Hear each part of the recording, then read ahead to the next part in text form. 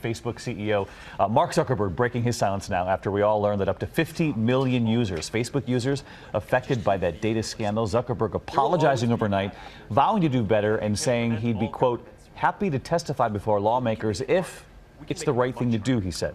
ABC's chief business correspondent Rebecca Jarvis back with us this morning. Hey, Rebecca. Hey, David. Good morning. That's right. With the backlash mounting and many wondering whether their information is truly safe on Facebook, the founder and CEO says, I'm really sorry. And I'm really sorry that this happened. Overnight on CNN, Mark Zuckerberg speaking publicly for the first time in the wake of that privacy scandal affecting up to 50 million users. Our responsibility now is to make sure that this doesn't happen again. We're going to go now and investigate every app that has access to a large amount of information from before we lock down our platform. The Facebook founder promising anyone whose data may have been affected will soon be able to find out, and also nearly daring lawmakers to regulate him. I actually am not sure we shouldn't be regulated. I think in general technology is an increasingly important trend in the world, and I actually think the question is more, what is the right regulation? But the backlash is growing. Singer Cher tweeting that she had deleted her Facebook account, calling the decision very hard but necessary. And thousands sharing the hashtag #DeleteFacebook, including Brian Acton, the co-founder of WhatsApp, a company Facebook bought in 2014 for $16 billion. Tweeting to his thousands of followers, it's time, delete Facebook. Facebook also now facing a proposed class action lawsuit and calls from those in Washington for strict regulations. We need to come in and think long and hard about how to deal with these threats. And Facebook and other internet provider types need to come in and talk to us about what they're doing internally. Users now learning more and more about what exactly Facebook knows about you and how they're finding out.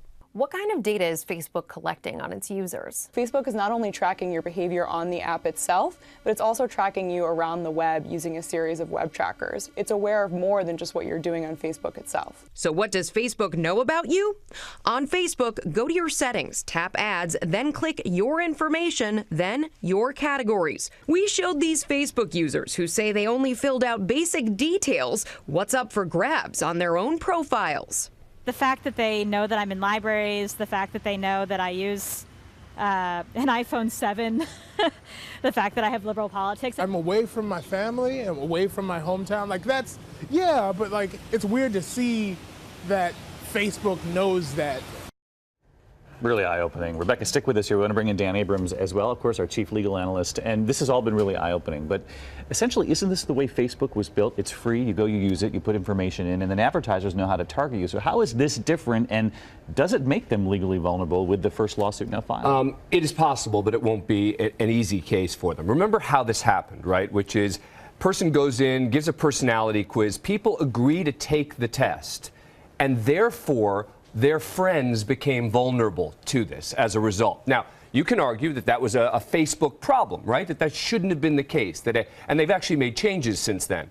That a developer app shouldn't have been able to give access to all this information about friends just because one person agrees to take this personality quiz. The fundamental problems legally are, number one, there are terms of service with Facebook, and you're going to have lawyers pouring through every single word in the terms of service. But there are big warnings on Facebook in all caps that say things like, we're not promising you that your privacy is protected. Effectively, mistakes happen. We're not responsible for what third parties do, etc. And so the argument's going to be twofold. Number one, these people agreed to do it, and number two, the terms of service. I love what you've said, though. You often say the dry cleaners will say in large print, we're not responsible for what happens to your clothes, but ultimately they are. You can claim you're not responsible, right? Terms of service, as you point out, the dry cleaner with a ticket on the back. No matter what happens, we're not responsible for your garments, and yet they are. Meaning, if they're negligent, you can't sign away your right to negligence. And basically, the argument here is going to be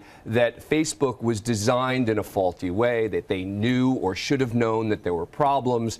Those are going to be the legal arguments, but they're just not that easy to win because the terms of service still do matter. And Rebecca, you've been excellent in showing us what we can do to sort of be aware of what we're putting out there and how we can scale it back. But when you scale it back, you also block yourself from being able to do things on Facebook. That's right. For example, we can show people this morning how to go onto Facebook and block some of the information apps are getting on you. So for example, if you go on your Facebook page and you take a look right now and go to this drop-down bar and choose settings right here, go then from settings to this location right here. It says apps. Choose apps, click on apps, and that will take you to all of the apps that are currently logged in with Facebook. The most important thing you can do to restrict this is to turn the platform to off. That is going to restrict all of your apps from getting access to Facebook. But keep in mind, this then means you can no longer log in with Facebook on those apps. Right, stop. So that's crazy. About a dozen apps right now logged in. And part of the legal argument will be people could have done more themselves to protect their privacy if they wanted to. To be aware. All right. Well, we're trying to help everyone, right? Yes. Okay, Rebecca, Dan, thanks so much.